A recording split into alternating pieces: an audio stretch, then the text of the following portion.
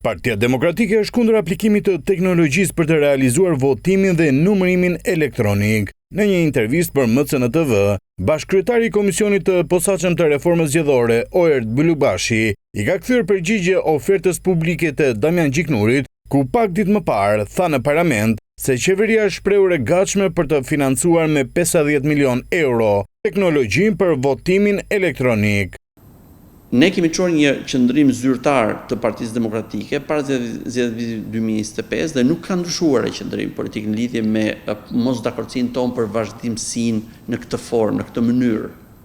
Votimi elektronik nuk i jep besim, kërkon besim. Për fat keq, vran pikërisht besimin duke abuzuar me një element që është element kryesor, dëshkues, ishte elementi njerëzor. Sidomos zgjedhjet e vitit 2023. Në Kamës dhe në Elbasan, ne pam se si faktori njerëzor shkatërroi besimin, cili operatorët e përzgjedhur në mënyrë ekskluzive nga KQZ-ja, me propozimin që vjen nga Partia Socialiste, votonin për personat që ishin prezent. Byllukbashi zbulon se ai dhe Gjiknuri, në cilësinë e bashkëkryetarëve të Komisionit të Reformës Zgjedhore, kanë firmosur kërkesën, të cilën ja kanë dorëzuar kuvendit për të zgjatur afatin e këtij komisioni. Qëllimi sipas Byllukbashit është që të vijojnë diskutimet për të bërë të mundur ndryshimin e sistemit zgjedhor, një kërkesë që vjen edhe nga protestuesit. Ky sistem zgjedhor nuk mund të qëndrojë. Ky nuk është sistemi i vitit 2008. Ata që thonë që ky është sistemi i vitit 2008 janë ose nuk kuptojnë gjë fare, ose e thonë në mënyrë qëllimshme për të ngatruar gjërat. Ky është hibridi i vitit 2020.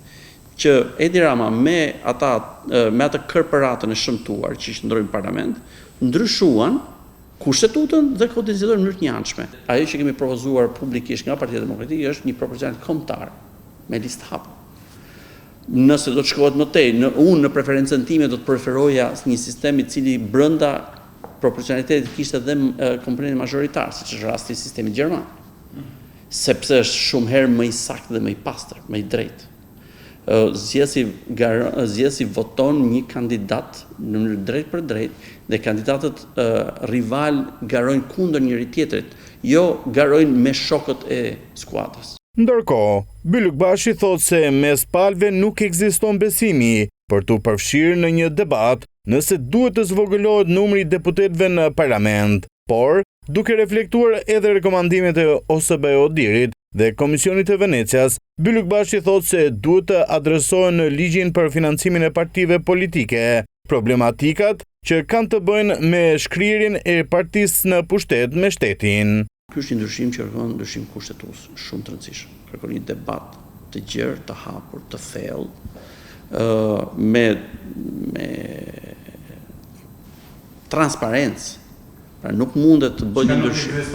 Në këtë moment nuk ka asnjë gjë, pra nuk ka as klim që do të çonte tek një diskutim i këtij lloji. Kështu që pse mos të bëjmë një ndarje sanitare të pastër midis këtyre çështjeve të tjera që mund të kërkojnë një klim krejt tjetër dhe një nevojë që është më imediate. Një nga paketat që është në diskutim dhe është shtruar për debat është pikërisht paketa e masave ndëshkuese administrative, por penale në mënyrë të veçantë, duke i kërkuar dy prokurorive çfarë keni nevojë ju, kush janë instrumentat ligjor që ju thoni që ju mungojnë apo ju pengojnë që ne ti ndryshojmë, ti përmirësojmë, ti shtojmë. Në fund të këtij muaji do të organizohet një tryezë politike me pjesëmarrjen e OSBE-s dhe Bashkimit Evropian për të trajtuar çështjen e financimit të partive.